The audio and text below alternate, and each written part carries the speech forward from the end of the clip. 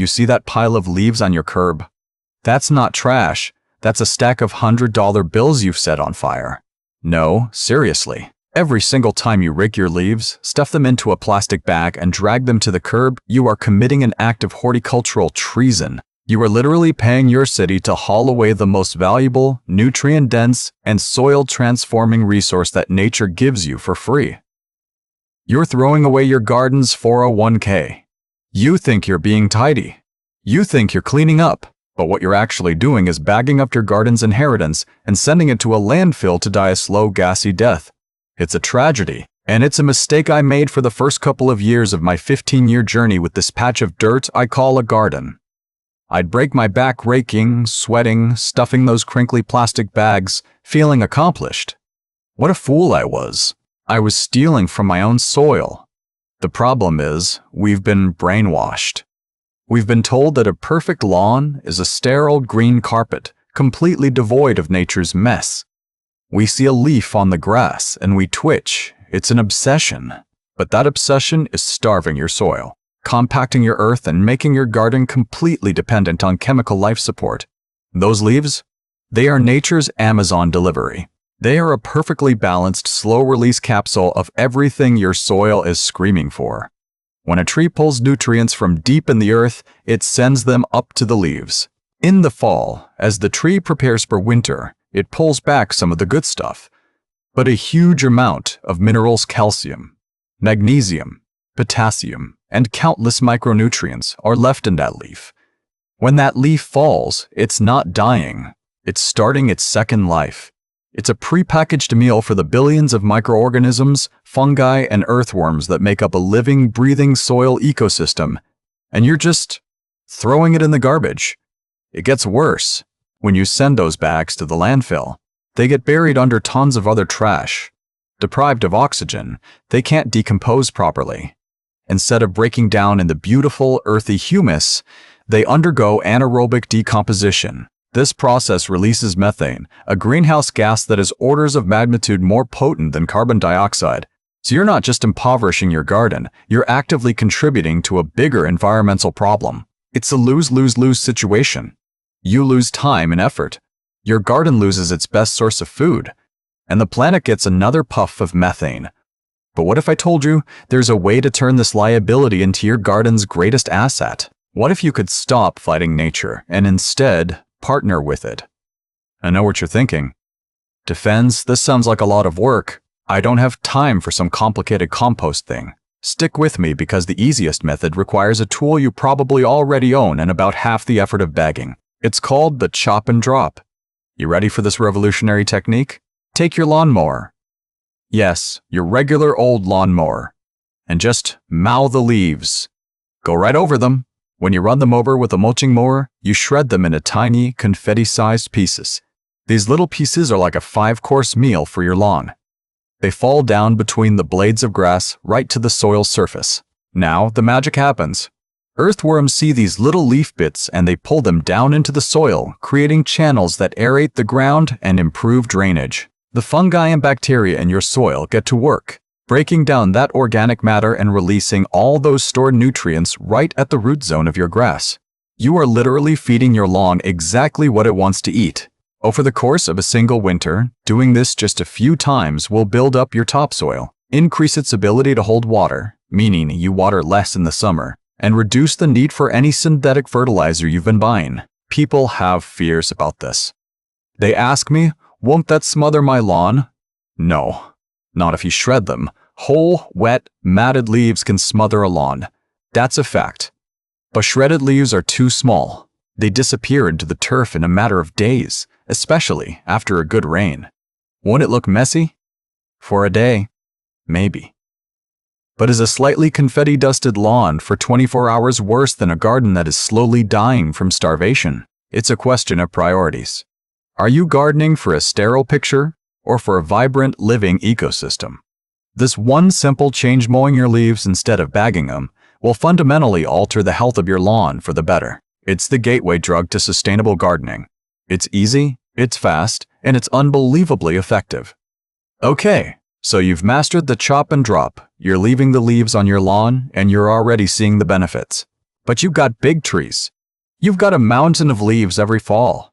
The mower trick is great, but you're still left with piles and piles. Now we get to the free compost part of the promise. Now we make black gold. We're going to make something called leaf mold.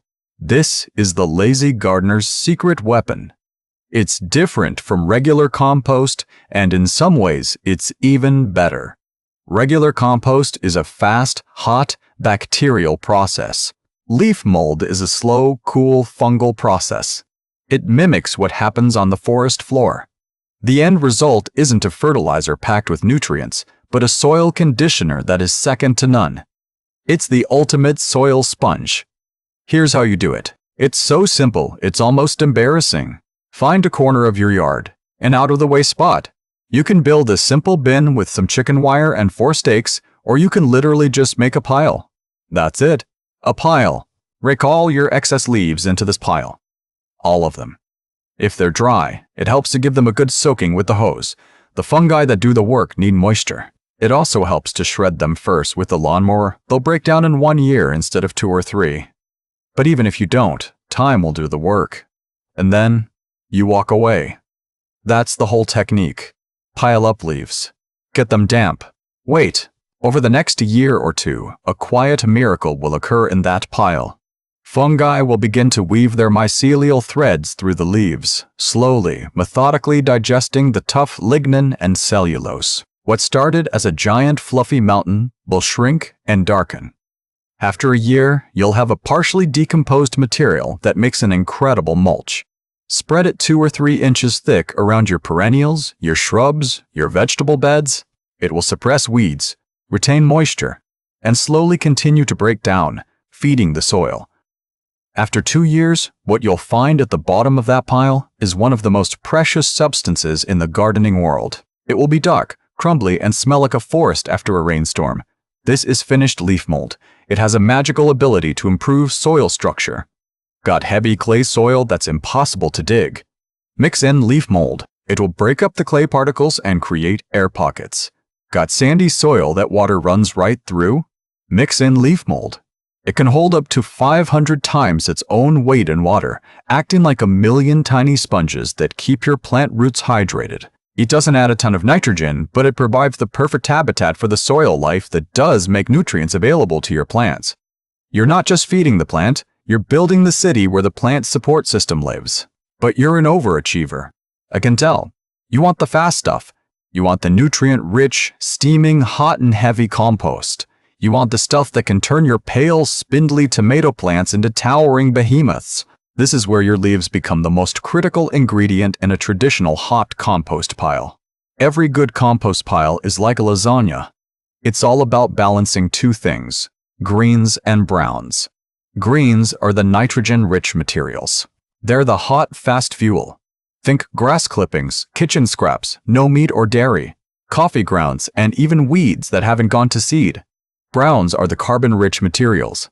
They are the slow-burning logs that give the pile structure and prevent it from becoming a slimy, stinky mess. And what is the absolute best, most abundant, and free source of browns available every single fall? Your leaves. They are the perfect carbon source. So you build your lasagna. Start with a thick 6-inch layer of shredded leaves. This provides a base for air to get in. Then a 3-inch layer of greens throw on the clippings from your last mow. Dump your bucket of kitchen scraps. Then another layer of leaves. Then another layer of greens. The ideal recipe is about 2 to 3 parts. Browns to 1 part, greens by volume. Most people fail at composting because they have too many greens and not enough browns. Their pile gets wet, anaerobic, and smells like a garbage dump. Leaves are the cure for this. They are the ultimate composting safety net. As you build your pile, water each layer lightly. You want it to be as damp as a wrung-out sponge, not sopping wet. If you get this ratio right, and your pile is at least 3 feet by 3 feet by 3 feet, something incredible will happen. In a matter of days, the center of that pile will get hot. I mean 140 to 160 degrees Fahrenheit hot. This is the bacteria kicking into high gear. They are having a feeding frenzy, breaking down all that organic matter at an incredible rate. This heat is your friend. It kills weed seeds. It kills most plant pathogens. It accelerates the entire process. Every week or two, you'll need to turn the pile.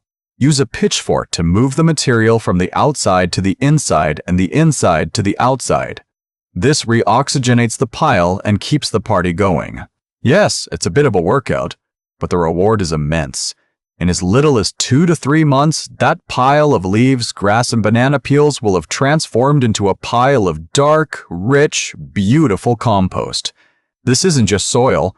This is super soil. It's teeming with beneficial microbes. It's packed with slow-release nutrients in a form that your plants can actually use. When you spread this on your vegetable garden, you are inoculating your soil with life. You're adding billions of workers that will fight off disease, improve nutrient uptake, and build a resilient ecosystem from the ground up. You're moving away from the fragile, chemical-dependent model of gardening and toward a robust, self-sustaining system. You will grow healthier, more nutrient-dense food. Your flowers will be more vibrant. Your shrubs will be more resilient to drought and pests. All because you stopped looking at leaves as trash and started seeing them for what they are. A gift. So this fall, I'm begging you, step away from the plastic bags, put down the rake, or if you must rake, rake with a purpose. Rake to a spot where you can run over the leaves with your mower. Rake them into a pile that will become your soil's salvation in 2 years. Rake them into a compost bin to be the foundation of your garden's power source. Stop throwing away gold. Start building a legacy of living soil. Your garden, your back, and your wallet will thank you for it. If this just saved you from throwing away your garden's future and hundreds of dollars on fertilizer, do me a solid and hit that subscribe button. We've got 15 years of mistakes and secrets to share, and we're just getting started. Now go save those leaves.